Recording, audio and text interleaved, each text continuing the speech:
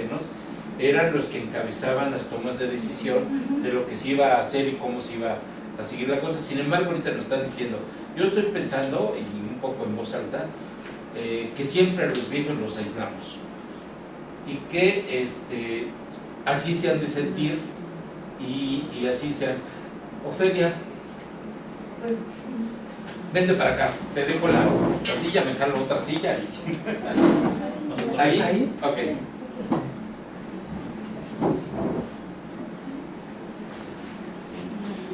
buenas tardes. Hay varias cosas que hacer con los ancianos y el dejarlos a un lado y no tomarlos en cuenta es una visión muy actual en donde todo lo que no sirve lo tiramos a la basura.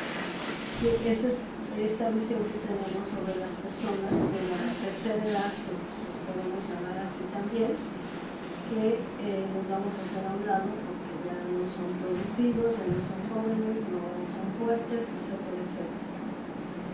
Y con ellos pues podríamos desde bailar, desde hacer ejercicios, desde que nos cuenten sus experiencias, que nos den ideas de cómo organizarnos, y tenemos que aprovechar toda su sabiduría de vida que tiene y que va a ayudar muchísimo tanto a los jóvenes como a las personas adultas y a los niños, porque ellos van a tener otra visión de vida, tienen experiencias acumuladas de muchos años y han vivido muchas otras cosas también, desde la forma en cómo han sido gobernados y cómo lo han resuelto hasta ahora que se enfrentan a esta situación de desastre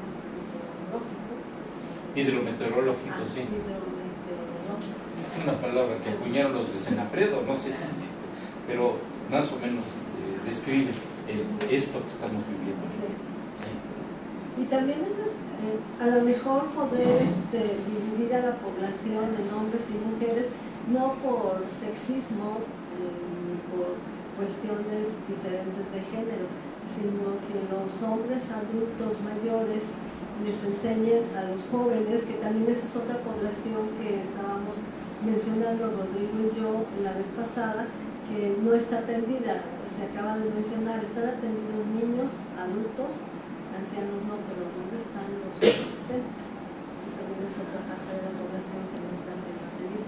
Bueno, estos adultos mayores podrían enseñarles algunas cosas tanto a los niños como a los hombres adultos.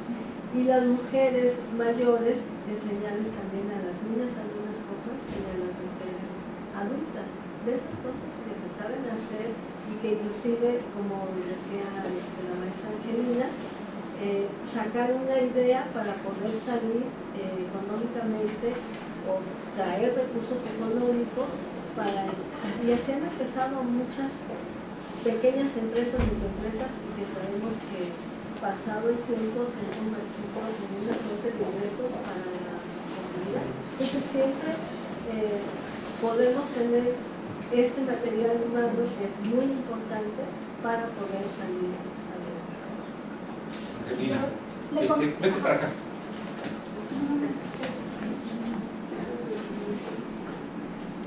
Yo le comentaba que una de las experiencias que se han tenido, por ejemplo, desde trabajo con niños pequeños y con adultos mayores, porque justamente esta combinación es una combinación que ha mostrado mucha efectividad, dado que los adultos mayores, como bien nos dice la maestra Ofelia, ¿no? Y los hacemos a un lado porque pensamos que no sirven y que son un estorbo o están ahí olvidados. Pero ¿qué pasa con los niños chiquitos? Están chiquitos y tampoco saben hacer nada, ¿no? No molestes, hazte para allá, déjame hacer las cosas, nada más te la pasas jugando. Entonces de alguna manera también nos relegamos. Y entonces hay una característica ahí en común que pese a la edad y la distancia, ¿no? Los hace comunes a ellos los dos, pudieran sentirse en algún momento dado abandonados o que están estorbando. La experiencia que se tuvo en Tepito, por ejemplo, hay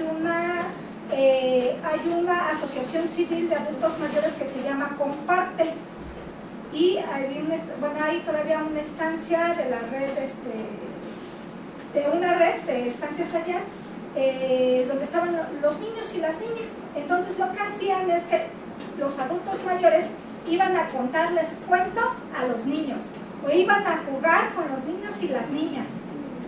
Y entonces el adulto volvía a recobrar nuevamente esta parte de sigo siendo útil, ¿no?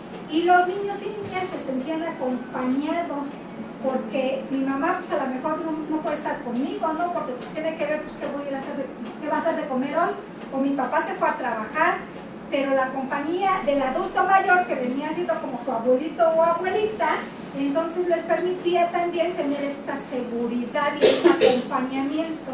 Entonces, estas dos poblaciones, cuando se combinan, se pueden obtener resultados muy valiosos, y creo que son de las cosas que se pueden trabajar en albergues en concreto. Sí, por favor. Sí, yo quiero abundar más en algo que ha mencionado, de que ya a los de cierta edad, de tercera edad, cuarta edad y pronto quinta edad, como está la tecnología, vamos a rebasar los 100 años, que los consideran como desperdicio, lástima, porque forman parte de la memoria de la sociedad.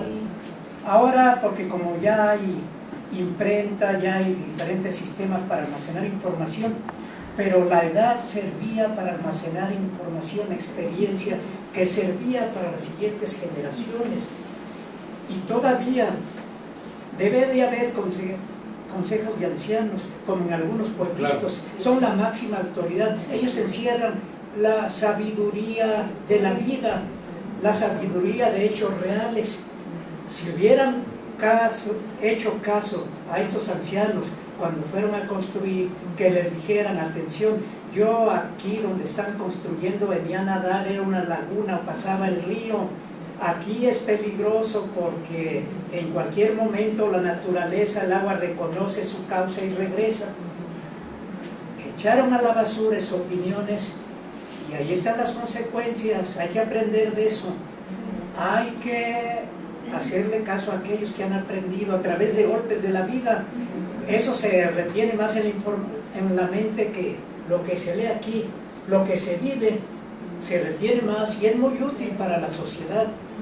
Y ni modo, van a tener que darles un sitio especial, porque ahora el promedio de vida son 75 años hombres, 76 la mujer. Ya según cálculos, el hombre puede llegar a tener 120 años o hasta 150 en promedio. Entonces, sexual infantil, pero es un mínimo. Estamos hablando que los hombres adultos cometen entre el 75 y el 80% del abuso sexual infantil, tanto a niñas como a niños, y las mujeres solo un 5%. Entonces es un porcentaje muy bajo. Como es tan frecuente en la población y en las familias, no es raro que se esté llevando a cabo abuso sexual infantil en estos niños que están ahí en esa comunidad, y que las mamás, a lo mejor por ir por la comida, por ir por lo que les están dando de apoyo, pues la población infantil se deja a un lado, ya no se le echa el ojo, y va a haber otros que pues, se van a aprovechar de esta situación. ¿Qué habrá que hacer? Pues habrá que estar muy cuidadosos de la población infantil para que no se quede con personas, sobre todo hombres, que pudieran abusar sexualmente de ellos. Ver, por ejemplo, determinadas horas, no dejarlos muy noche o muy temprano, casi siempre que estén todos juntos. Y algo también muy importante es que hay que enseñarle a los niños que no se dejen tocar su cuerpo ni sus genitales por otra persona, a menos que esté enfrente la madre, y que sea, por ejemplo, un profesional que por alguna situación médica tiene que tocar el cuerpo.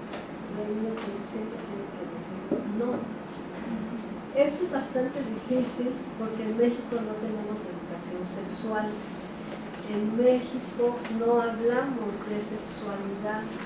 en México no le llamamos a las partes de nuestro cuerpo por su nombre, o podemos llamarle de la cabeza a la cintura por su nombre y luego de las rodillas hacia abajo. Entonces la parte que queda en medio es como inexistente, que es justamente donde están los genitales, y los niños no saben qué pasa con eso. Sin embargo, sí tienen un conocimiento de su cuerpo y tienen ciertas reacciones a temperaturas, a sueños, a tocamientos, que no saben qué hacer y que no saben qué pasa. Si no se habla de esto, si no se les dice, pues no tiene noción, y viene otro, igual los toca, y aparentemente no pasa nada. Cuando viene un adulto y toca a un niño sin su consentimiento, le hacemos daño. Gracias. Porque estamos trastocando el cuerpo de un menor que no nos está dando permiso de tocar. Y este adulto lo que está haciendo es ejercer un poder sobre alguien débil, que esa es, o contempla este punto del ejercicio de poder sobre alguien más débil, el abuso sexual. Y que, bueno, sabemos que también en nuestra sociedad, que es así, de este tipo vertical, donde siempre el más fuerte se va con el más débil. Los hombres que tienen más valor en este país, que ejercen su poder y su fuerza, pues sobre los débiles, que son las personas de la tercera edad, las mujeres y los niños. Es lo que podría decir. Tocaste una cosa y yo nada más quisiera redondear esto. Sí. Usamos palabras curiosas, por decirlo de alguna manera, para describir estas partes del cuerpo. ¿Qué si las pompis, que si las boobies, que si qué? Y ya se nos volvió un hábito lingüístico, inclusive, de mencionarlos así. Nos estás diciendo que las cosas hasta en otros países nos vacilan por eso, de que no somos directos en mencionar las partes del cuerpo. ¿Qué nos podías decir al respecto de esto? Sobre todo ahorita que se está dando esta situación en los albergues. Generalmente el cuerpo tiene nombres muy específicos. A la nariz le decimos nariz, al pelo le decimos pelo, no le decimos algodón, de otra manera. Entonces, en las pompis pues hay que llamarles nalgas. Los genitales de los hombres, bolsas escrotales y pene, y en el caso de las mujeres, vulva. Algunos han mencionado vagina, pero vagina es la parte que va adentro.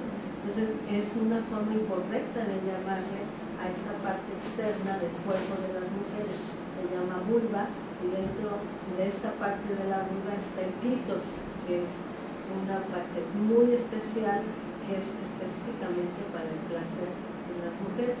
Entonces esto se toca y causa unas sensaciones muy especiales, muy placenteras. En el caso de los hombres, la cabeza del pene, se conoce como glande, también es específicamente para el placer. Entonces esta parte se toca exactamente placentera porque está muy ricamente inervada. Pero si nosotros no le vamos dando el nombre correcto a estas partes del cuerpo que decía que parece que no existen porque no las saltamos,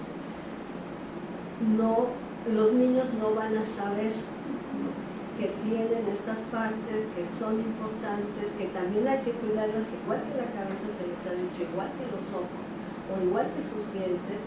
Es exactamente igual de importante esta parte de sus genitales, que van a responder a un tocamiento sí, porque es una respuesta neurofisiológica. Está ricamente inervada, y cuando alguien toca con la intención de elicitar una respuesta sexual, porque no nada más es tocar por tocar, ¿no? Sí, toco, puedo tocar al maestro o al doctor.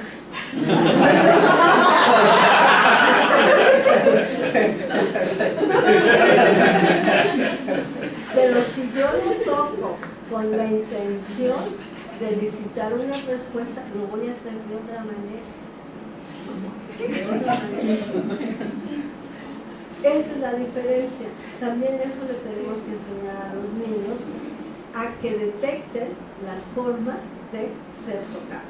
No solamente que no te toquen, porque luego los niños están así y alguien lo toca, no, sino la forma de tocamiento.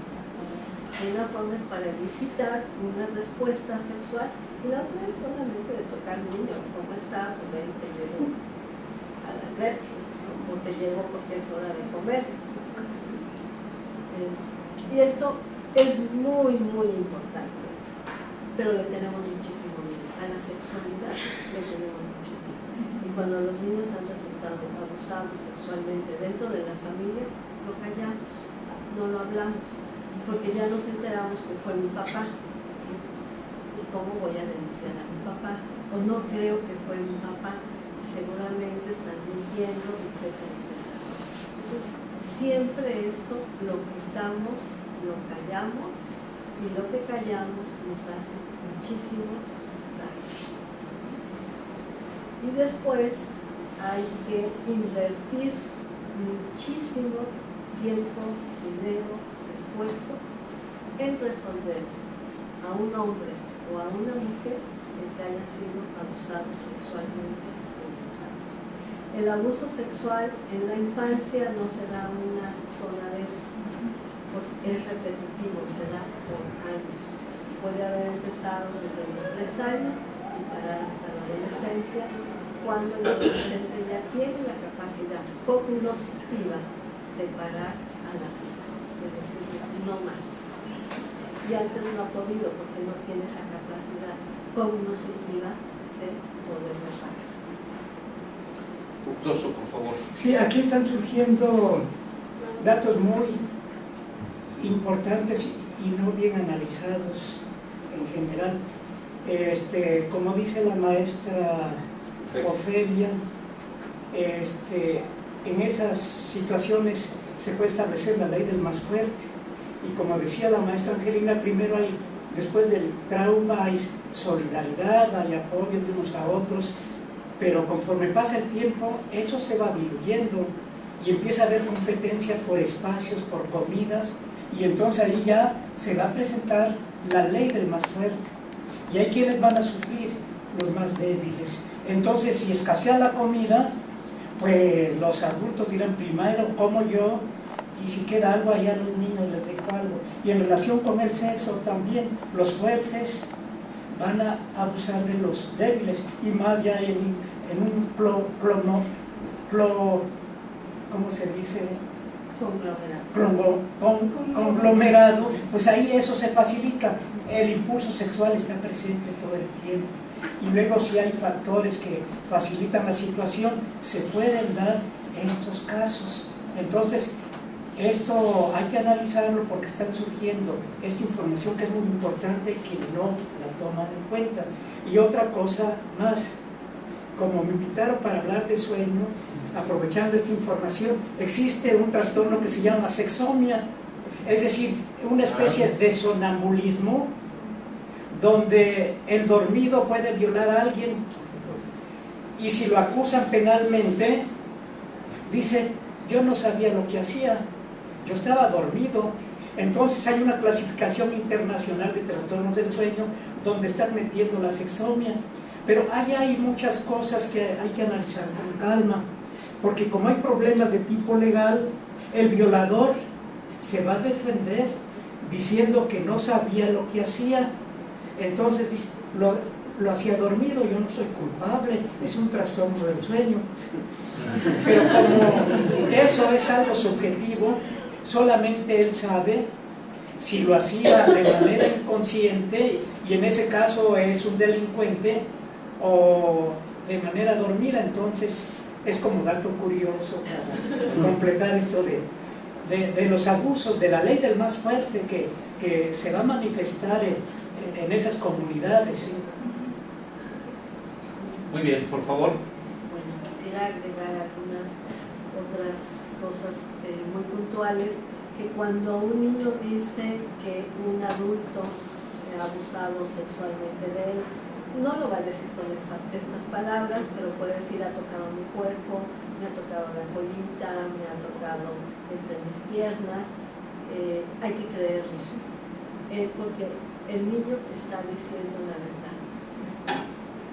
Generalmente el resto de la población, cuando un niño dice esto, es cierto, porque no cree que su papá o su abuelo haya abusado sexualmente del niño o de una niña. Pero cuando el niño o la niña lo dice, principalmente hay que creer. Y como un dato para el albergue o los diferentes albergues que haya, donde haya sucedido esto, poner a trabajar con los niños en dibujo para que saquen toda esta experiencia que no ha sido agradable para ellos. Si hay muñecos, pues también trabajar con muñecos. A veces sé que es difícil, pero generalmente sí hay hojas, sé que hay colores. Entonces, ponernos a trabajar con esto para que saquen esta parte que les ha causado un malestar, tanto a nivel corporal como también a nivel afectivo y a su autoestima. Bueno, es que no es complementario, pero no sé si Vente para acá. Nada más complementando también esto que nos dice la maestra Feria. O sea, yo estuve trabajando durante un buen tiempo con niños y niñas pequeños, menores de 5 años. Entonces, algo que también funcionaba mucho y se les da mucho poder a los niños en este sentido es: lo que tú me digas, yo te lo voy a creer, ¿no? Porque de esta manera también les transmitimos esta seguridad a los niños y a las niñas, los empoderamos en este sentido y empoderamos su palabra, que es algo muy importante, porque luego los niños dicen: es que mi papá no me va a creer, o mi mamá no me va a creer, es que me dicen que soy mentiroso, entonces lo callan, no lo dicen. Entonces aquí sí es muy importante exhortar a los niños y a las niñas que hay alguien que les puede creer, ¿no? Porque generalmente, bueno, a lo mejor da miedo, pero la mamá sería la primera persona, pues es que se la tienes que decir a tu mamá o a tu abuelita, pero sí detectar a esa persona que el niño o la niña pues, le tiene confianza, ¿no? Entonces díselo a quien más confianza le tengas, y lo que tú digas yo te lo voy a creer porque tu palabra es muy valiosa, ¿no? Esa es una. Y es pregunta, para que no se bajara, porque nos estaba comentando justamente este fin de semana que fuimos allá, cómo trabajar con el grupo de adolescentes, por ejemplo, la sexualidad responsable. ¿En qué sentido venía la pregunta? Porque parece ser que en los albergues las mamás mandaban a sus muchachas así como con el marino: ándale, ¿no? Vete con el marino o vete con el soldado, también en esta creencia de que pues pueden sacar un mayor recurso o les pueden dar más despensas, etcétera. Entonces las están mandando a ellas así como que vete con él, hijita, ¿no? A ver, entonces eso también era una situación que les estaba preocupando. Bueno, Igual. Esto que mencionabas, pues es algo que se ha utilizado a lo largo de la historia de la humanidad, estos intercambios por intercambios de comida por favores sexuales, y que no importa que pues tengas relaciones o te manoseen o te violen, no importa. Lo importante es conseguir alimentos o comida o una casa, recursos que necesitamos en este momento. ¿Qué hacer con esta parte del cuidado del cuerpo en el caso de las mujeres? Si nosotros podemos hablar de esta parte que decía que no existe, de la mitad del cuerpo que no existe, pero si podemos hablar y decir: fíjate que, ¿no? Tú puedes tener relaciones sexuales y además puede haber consecuencias tanto de un embarazo, que a lo mejor en este momento no queremos, y la otra parte es de infecciones de transmisión sexual, en donde las mujeres y los hombres se van a infectar con papiloma humano, que es lo que tiene una tasa muy alta ahorita, de sífilis y de gonorrea, que son las que siguen en tasas altas. posteriormente puede ser herpes genital, puede ser alguna clamidia, y hasta sexto o séptimo lugar se encuentra el VIH-Sida. No, el VIH-Sida no es el que está en primer lugar. En primer lugar ahorita está se lo llevan ahí los tres, el VPH, la sífilis y la gonorrea. Pues usar condón, lo que siempre hemos manejado nosotros, usar el condón masculino, que es lo que tenemos mayor acceso y con mayor facilidad. Yo no sé si en los albergues haya esta disposición, porque habría que pedir. Es lo que nos comentaba justamente Carolina, que querían que trabajaran en esta parte de la sexualidad responsable, pero que no se tocara la situación de los condones, porque entonces era como una similitud de decir, pues te estoy dando permiso, ¿no? O sea, no quiero que lo hagas, pero como te estoy dando condones, entonces te estoy abriendo la posibilidad. Entonces, por eso es que surgía esta duda, ¿no? De cómo ponerlo. Sí, pero ahí es un arma de dos filos. Exactamente. Y es lo que siempre manejamos dentro de la sexualidad, que es la doble moral. Sí, pero no. Y sí fulano, pero no mengano. Entonces, esta doble moral que siempre ha caracterizado al ejercicio de la sexualidad, sobre todo para las mujeres y también para los hombres, el uso del condón, sí, ese es un significado del que yo me he dado cuenta, que si no nos dan permiso textual los familiares, no lo vamos a usar, aunque haya ido al taller, aunque me hayan dicho cómo utilizarlo, aunque en la escuela me los den, aunque yo sé que puedo ir al centro de salud por ellos, en fin, que tengo muchos lugares para disponer de los condones. No necesito desembolsar absolutamente ni un peso, pero si yo no tengo el permiso de los adultos que son significativos para mí, no lo voy a usar. Y qué curioso, ¿no?, que yo le diga a mi hija, vete con el soldado para que te dé otra despensa, pero no le estoy diciendo que el soldado le va a cobrar la otra despensa, o en este momento solamente le va a dar una y lo usa como un gancho para que regrese por otra.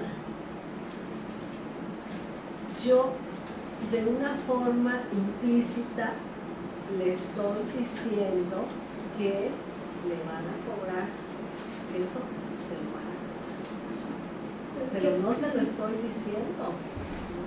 Y yo sé, yo como madre sé que eso va a pasar, pero cuando esta hija resulte embarazada o con una infección, yo me voy a hacer la sorprendida y le voy a echar la culpa a ella. Y le voy a decir, oye, ¿por qué no te cuidaste? ¿Por qué no te fijaste? Si yo nada más te mandé por una despensa, no te mandé que tuvieras relaciones sexuales con el soldado o con el marido o con quien sea, ¿no? Puede ser hasta con alguien más que ande por ahí de la población que también esté ayudando a repartir víveres. Y lo que resulta aquí todavía, digo, puede ser que en la población, como en esta doble moral, porque es la que trabajamos, ¿no? Sí. Pero lo que me comentaba Carolina es que justamente, pues quien estaba solicitando que trabajara los talleres de sexualidad responsable, pero que no dieran clases de cómo usar el condón, pues eran justamente las personas que estaban al mando del albergue, o sea, eran autoridades. Por favor, bueno, tenemos una pregunta. Yo no le respondo. Sí, claro. Y luego pasamos a la pregunta. Esto que acaba de decir la maestra Angelina es exactamente lo que hace que el gobierno de nuestro país de no permitir la educación sexual en las escuelas. Nosotros hemos trabajado muchísimo, y otros compañeros que me anteceden y compañeras, trabajar con la educación sexual en México, que se da en las escuelas, con el conocimiento verdadero. Como esto no se puede hacer, hasta la fecha no lo hemos podido hacer, ¿no? Porque siempre el gobierno dice que no, y quien secunda es la Iglesia Católica. O primero la Iglesia Católica dice que no, y luego lo secunda el gobierno. Entonces son dos grupos muy fuertes que se están negando a que se dé educación sexual. Sin embargo, los costos de salud son muy altos, tanto para mujeres como para hombres. El costo de infecciones y de, inclusive para algunas mujeres, de no lograr la fertilidad por estas infecciones, si no se atiende, afecta el aparato reproductor, pues tienen costos muy altos, tanto a nivel económico como a nivel emocional, porque lo que se valora muchísimo en nuestro país al respecto del ejercicio de la sexualidad es la reproductividad.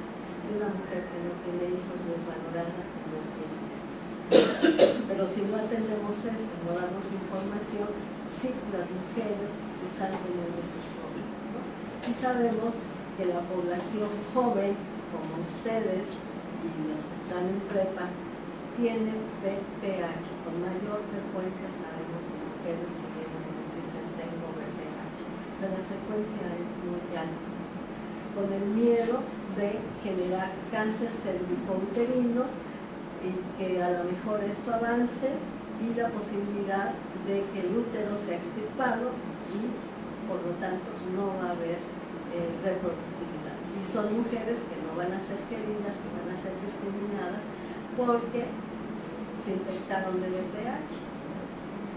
Y quienes infectan son los hombres no lo padecen, pero ellos son los que infectan, ¿no? Y no les pasa nada, pero infectan.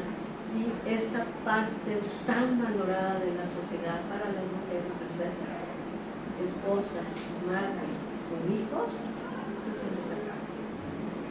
Entonces las mujeres caen en depresión, entonces tenemos otra situación muy difícil de salud para las mujeres. Entonces nos lleva así en un círculo vicioso de costo.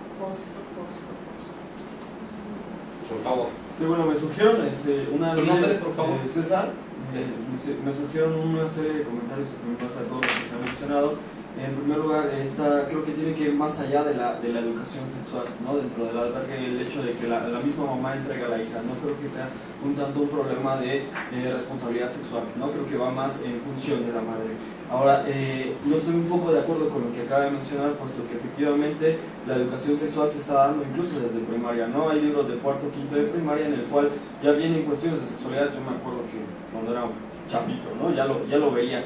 Incluso en la secundaria, más bien creo que el problema viene en cuestión de la representación social. No existe una representación social como tal. Estamos en una era de la información, en donde información tenemos en donde quiera, cuestión de sexualidad también tenemos en donde quiera información, que puede ser como muy válida. Efectivamente creo que no es por esa parte, pero bueno, mi comentario iba acerca de lo que comentó un poco el profesor Fructuoso y lo que acaba de mencionar hace rato la profesora Angelina. Es decir, hay esta etapa de recuperación, de reconstrucción, ¿no? Y el profesor Fructuoso acaba de mencionar, ok, las cosas todavía no han terminado, esto va por comenzar. Esto se me hizo también, se me vino a la mente la cuestión de la recaída. ¿Qué pasa con esta cuestión de la recaída y cómo entonces tratar la recaída? También se habló en cuestión de la parte de los adultos mayores, ¿no? Los adultos mayores tienen un miedo al morir, ¿no? Y a pesar de esta situación, bueno, si hubo sobrevivientes, ¿qué pasa también con estos adultos mayores que incluso podrían ellos haber perdido todos sus familiares y ellos quedan como vivos? ¿Qué pasa? ¿Cómo los podemos rescatar? ¿Cómo los podemos sacar? Bueno,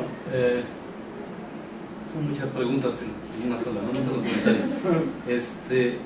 Mira, yo creo que en cuestión de educación sexual o lo que se está dando a nivel nacional como educación sexual, pues habría un foro de debates lo suficientemente amplio que yo creo que en particular este foro, este tipo ya nos alcanza, pero sí es pertinente saber. Yo lo ejemplifico, me gustaría, a mí me encantan las analogías, y mira, ahora que estábamos en Acapulco, que estábamos atendiendo a la gente que atiende, a los que atienden, ¿no? Hacíamos un breve ejercicio sobre respiración diafragmática, así sencillo, fácil, ¿no? Porque ellos manejan la respiración diafragmática para atender ya sea a los que están atendiendo o a las víctimas. Y lo que nos sorprendió fue darnos cuenta que aunque ellos practican y enseñan, aunque ellos de algún modo tienen todo un sistema para enseñar la respiración diafragmática, no respiran adecuadamente, no lo hacen diafragmáticamente. Entonces, me gusta esta analogía para explicar un poquito esto sobre la educación sexual, que creo que nos dejaría muy amplio panorama para más adelante, ¿no? ¿Qué entendemos cada uno de nosotros por educación sexual y qué trayecto hay que recorrer desde esta educación, a la mejor cognitiva, a la mejor conceptual, hacia la educación vivencial propiamente, ¿no? Creo que por ahí quedaría mucho todavía para discutir en otro foro. La siguiente parte es, me parece bien el acotamiento que hacen, ¿no? Y creo que también nos va sirviendo para plantear un cierre. El asunto es cómo tratamos, decía Rodrigo en la sesión pasada, cómo tratamos los trastornos de sueño. Es decir, ya hablamos de los trastornos de sueño, cuáles son como los más frecuentes, qué es lo que se le da a la población, pero cómo los atendemos, ¿no? Y propiamente lo que decías, estamos en una fase diferente, vamos hacia la reestructuración. A mí me gustaría dividirlo, si es que puedo resumirlo un poquito así, con el riesgo, por supuesto, de sobre resumir o hacerlo de manera bastante puntual. Uno, estábamos ahorita en la etapa de intervención breve. Lo que nos interesaba contener, lo que nos interesaban eran las técnicas de intervención breve para que la población no se nos desbordara, ¿no? Para que de alguna manera pudiéramos darles la cabida a reestructurar en corto tiempo lo que les estaba sucediendo. Pero me parece que llega la etapa en cuanto a trastornos de sueño, así como para estrés postraumático, depresión, etcétera. Primero, de hacer una valoración para saber quiénes sí van a necesitar de otro tipo de tratamiento y quiénes no. La maestra Angelina acotaba, y me parece de manera muy precisa, qué pasa con las redes sociales en nuestro país. También nos lo decía el doctor Fructuoso. O sea, estamos en una cultura, una contracultura también, lo que hablábamos de sexualidad, en la cual somos bastante solidarios, ¿no? Entonces va a haber gente que probablemente en esta fase no va a requerir como de un tratamiento adicional. No todos los que estuvieron en este desastre, nosotros lo conocemos por la resiliencia, van a requerir de este tipo de servicio. Entonces tendríamos que comenzar a seleccionar, a elegir quiénes sí van a requerir este servicio, y entonces las dos grandes ramos que funcionan con respecto de esto tienen que ver con la vinculación del estrés, propiamente terapias de relajación, y con la terapia cognitiva en cuanto a trastornos de sueño y en cuanto a trastornos de estrés, que han documentado un poquito más de éxito. Y por supuesto hay una gama más amplia, no me daría tiempo como de hablar de todas las técnicas. La cultura, ¿no? La tocas, o sea, la sexualidad no se queda solamente en la cuestión de... Y en la cuestión de la mamá, decir, bueno, no solamente con un taller pues va a cambiar esto, no, porque tenemos una cultura de fondo, y esto me parece que es bien importante comprenderlo, ¿no? Nos enfrentamos no solamente a estas situaciones, sino a la cultura. Y me gustaría, con riesgo de sobre resumir bastante, a ver si en 2 minutos puedo resumirlo, maestro. Uno, hasta cuando nosotros crecimos, me parece, en esta generación, la estafeta del conocimiento y del aprendizaje se hacía prácticamente por experiencia, ¿no? Nosotros, Angelina, somos aquella generación que llegó precisamente en el parteaguas, ¿no? Nosotros llegamos aquí trabajando con máquina de escribir para hacer las tareas y con veladora, con velas, cuando no había luz. Y a mitad de la carrera nos toca precisamente este parteaguas en donde sabes que está la computadora y ahora quiero los trabajos a computadora, y a nosotros nos daba miedo agarrar la computadora, ¿no? Le puchabas un botón y entonces se apagaba la pantalla, y teníamos un pavor enorme de descomponer la computadora, que además era de la facultad, y si no tenía para tenerlo en mi casa. Bueno, en esta época comienza por allá de la década de los 80, maestro, si no me equivoco, este tema de la violencia intrafamiliar. Comienzan a bombardear los medios masivos de comunicación con la violencia intrafamiliar. Viene la década de los 90, que nosotros propiamente ya casi nuestra entrada a mediados aquí hacia la facultad, y comienzan a bombardear con otro tema que se llama los derechos de los niños. Y entonces los niños comienzan a conocer como esta parte también de los derechos. Y por último, el parteaguas que nos viene, que nos genera el avance de la tecnología, ¿no? Y yo recuerdo, no sé si estoy muy lejos, pero cuando comencé a llegar aquí, cuando había un celular, pues yo creo que era de este tamaño, y lo traía prácticamente, que en realidad era más pudiente, ¿no? Además la batería les duraba 2 horas, podía consumir 2 horas, tenía que estarlo conectando, con una pantalla monocromática y letritas naranjas. Posteriormente viene el internet, ¿no? Que para nosotros cuando llega el internet prácticamente estamos de salir, era un boom, tener un email era como lo máximo que pudieses tener, y posteriormente, después de recién graduados, pues hay un parteaguas completo con respecto a las redes sociales, a la internet, al uso de la web, y por supuesto un detrimento con respecto de las raíces, un detrimento con esta estafeta que les describí al principio, cómo aprendemos nosotros, por supuesto, y cómo están aprendiendo ustedes. Es decir, cómo se bombardean ahora ustedes de información con respecto de cómo lo aprendimos nosotros. Creo que en este sentido, esta era una manera de resumir por qué la tercera edad en este momento ha dado este vuelco, ¿no? En donde pasa de ser como una persona sabia, como de aquellas personas que nos van a transmitir el conocimiento, a personas que están relegadas. Y bueno, hay un sinfín de temas alrededor de todo esto, pero creo que con esto me parece, si no, ya te me corriges, trato como de abarcar esta serie de preguntas. No sé si me pasa algo. Nos quedan unos pocos minutos, nada más que quiero, ahorita complementas esto, pero va a cerrar esta última sesión la maestra Lisa Warren, egresada de aquí de USUA, maestra en psicología, en terapia familiar, ¿sí? Y el tema obligado, ¿no? Por favor, Angelina. No, y únicamente como puntualizar, ¿no? Es como esta parte de si yo no sé leer y escribir, no le puedo enseñar a otro a leer y escribir. Pasa lo mismo con la sexualidad. Si la persona no se trabaja su propia sexualidad, no la puede transmitir.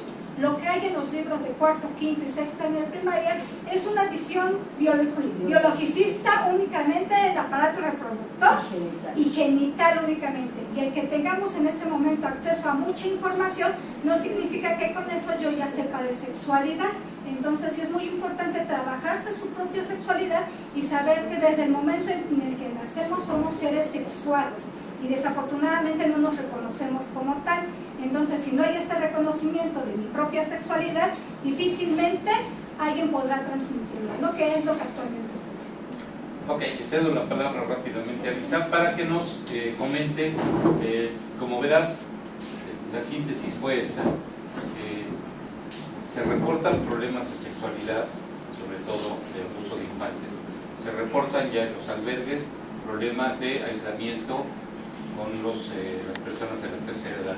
Y también tenemos pues problemas, una cosa que comentábamos tú y yo ayer por teléfono, muchas familias quedaron desintegradas. El doctor Fructuoso nos hizo una puntualización de que hay gente que perdió a toda su familia, hay mucho huérfano, hay mucha persona que se quedó, padres que se quedaron sin hijos, y entonces hay que reestructurar toda esta cuestión. Y las familias, muchas de ellas quedaron desmembradas, perdieron algún familiar y todo esto. ¿Qué nos puedes, pásate al centro para que nos puedas, ¿sí? Bueno, mira, efectivamente hay una desorganización estructural en la familia que va a tener que llevar a una reestructuración. Entonces, por ejemplo, estas familias que han perdido hijos, hermanos, padres, porque aquí lo de los hermanos habría también que abordarlo. Los hermanos, cuando se quedan sin hermano, se quedan también sin padres, ¿no? Los padres entran en unas depresiones bien profundas. Entonces aquí hay que revisar un montón de cosas, de pérdidas. Tú hablaste de las que se ven, pero no hemos hablado de las que no se ven, ¿no? Entonces habría que entrar primero con esta idea de cuáles pérdidas son visibles y cuáles son invisibles. Yo de entrada me metería por ahí y a partir de ahí empezar reestructuraciones desde una escuela muy estructural, muy desde Minucci, de decir, a ver, en el albergue todo se volvió un caos. Entonces empecemos por ver quién manda. Los chamacos no mandan. Entonces pongamos a los chamacos en su sitio nuevamente y a los padres volverlos a empoderar. Eso en términos de familias que no han perdido directamente por muerte o por invalidez a alguien. En el caso de los que han perdido por muerte o invalidez, habrá que ver cómo a nivel de tejido social se reestructura yo veo una posibilidad. Los que han perdido hijos, y a lo mejor voy a decir algo muy aventurado, pero tal vez los que han perdido hijos tienen por ahí un sobrino, un un vecino que ha perdido padres. Entonces habrá que ver si existen esas posibilidades de reconstruir en medio del caos y en medio del desastre. En el caso de que no sea posible, Jorge, habrá que elaborar todos los duelos por pérdidas, por las propias muertes. Habrá que entrar así primerito, bueno, abordar la parte de estrés, ¿no? Muchos de ellos van a estar en shock por mucho rato, afortunadamente. Entonces habrá que acompañarlos en el proceso de shock y después empezar a elaborar las pérdidas con este sinnúmero de posibilidades rituales que ya conocemos. Muchos de ellos, si quieren referencias, la Escuela de Milán tiene un sinnúmero de posibilidades rituales con las que se pueden elaborar las pérdidas. Con los viejitos, pues igual hacer un esfuerzo por acompañarlos, porque es una de esas poblaciones invisibles que se queda sin mucho recurso. Y también para entrar, yo diría, tener esa mirada en los tejidos sociales, cómo se va a reestructurar el tejido social, cuáles son las jerarquías, de qué manera se acomodan, también teniendo en cuenta que esta desorganización es normal y sirve a futuro para la reestructuración. Entonces, que sí, que está todo desordenado, sí, y además validarlo. El desorden tiene un orden. Entonces, trabajar y acompañar a estas familias para qué les ha servido este desorden, validarlo también de manera que la culpa y el estrés disminuyan, ¿no? Normalizar los síntomas. Siento que me vuelvo loca, me dicen a mí a veces unas mujeres que han perdido hijos, y yo les digo, si yo estuviera en su lugar, seguramente también sentiría que me estoy volviendo loca, porque perder un hijo es para volverse loco, ¿no? Uno puede perder a los padres, a los hermanos, a los primos, al mejor amigo, pero perder un hijo no tiene una explicación. Entonces, validar esas cosas, igual para los padres, igual para los hermanos. Entonces, todo lo que aparezca como material, de entrada validarlo para hacer un acompañamiento muy cercano y muy empático. Bien, ahora, ya nada más, Ileana, ya estamos a punto del turrón, o todavía tenemos un poquito de tiempo, ya nada. Bueno, pues nada más, entonces, no me queda más que dar las gracias a todas las personas que nos han estado acompañando en esta aula, en las aulas virtuales de sus universidades, desde sus computadoras personales. Si es menester, insisto, ahorita ya no vamos a tener estas emisiones, pero si es necesario, las retomaremos para, pues están sucediendo cosas en este país tremendas, de todo tipo, ¿sí? Y parece ser que estos que nos dedicamos a la intervención, incluso ustedes jóvenes que se dedican a la intervención en grupos, pues tienen mucha chamba. Entonces, es un área de oportunidad, si la quieren también ver así. Yo le quiero agradecer mucho a Lisa, que sé que vino desde muy lejos a darnos este cierre prácticamente magistral. Al doctor Ayala Fructuoso, muchas gracias. Gracias por la invitación. Por estar con nosotros. Y bueno, pues ya tenemos aquí música de algún teléfono.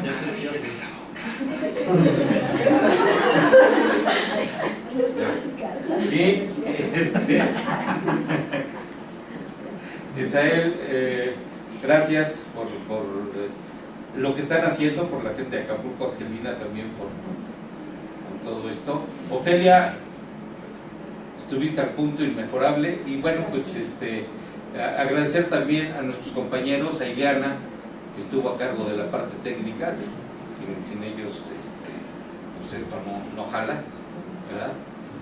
Eric también nos estuvo haciendo todos los enlaces y toda esta cuestión. Acuérdense que seguimos en las redes sociales, o sea, esto no se acaba aquí, podemos seguir en las redes sociales. Si surgen dudas, nosotros haríamos el enlace con los expertos para que ustedes puedan seguir teniendo asesoría pues, a través de todas estas redes sociales. Pues yo les quiero agradecer al SUA, a la UNAM, a la Facultad de Psicología, que nos hayan permitido hacer estos enlaces y estas videoconferencias. Que tengan muy buena tarde, noche y hasta pronto.